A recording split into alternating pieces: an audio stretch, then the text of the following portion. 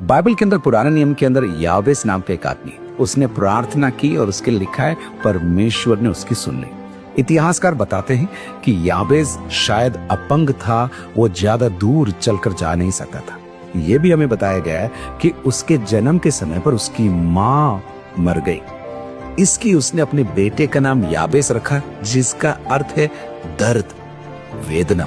सब लोग उसका मजाक उड़ाते होंगे। उसके भाई बहनों के मध्य में भी उसकी कोई प्रतिष्ठा नहीं थी। एक दिन यावेस पुकार उठा परमेश्वर के सामने, उसने एक प्रार्थना की। मैं आपको उससे अवगत कराता हूँ। पहला इतिहास उसके 4 अध्याय उसके 10 आयत में इस प्रकार लिखा है, यावेस ने इजराइल के परमेश्वर को यह कहकर पुकारा। पहली बात, भला होता कि तू मुझे सचमुच आशीष देता। तू अर्थात परमेश्वर, तू मुझे आशीष देता, लोग नहीं, संसार नहीं, नौकरी नहीं, तू मुझे आशीष देता। दूसरी बात, और मेरा देश बढ़ाता, अर्थात मेरी पहुंच को बढ़ाता, मेरे कार्यों को बढ़ाता, मेरे प्रभाव को तो बढ़ाता। वो शर्मिंदा नहीं हुआ प्रभु से मांगने के लिए। उसने कहा तू मेरे देश को बढ़ाता। तीसरा, और तेरा हाथ मेरे साथ रहता।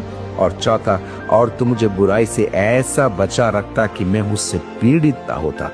और जो कुछ उसने मांगा वह परमेश्वर ने उसे दिया। आपका परमेश्वर आपको बढ़ाना चाहता है। परमेश्वर का स्वभाव ही बढ़ाना है।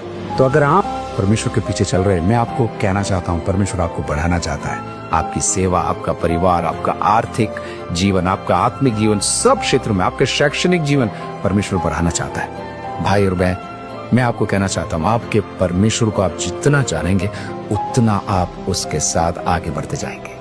दानिएल के पुस्तक में लिखा है ना, जितने अपने परमेश्वर को जानते हैं वे बड़े बड़े काम करेंगे। मैं तो कहता हूं, जिस मात्रा में आप आपके परमेश्वर को जानोगे उसी मात्रा में आप बड़े काम करोगे। तो आप डरिए मत, हाथ मत रोकिए, परमेश्वर आपके साथ है।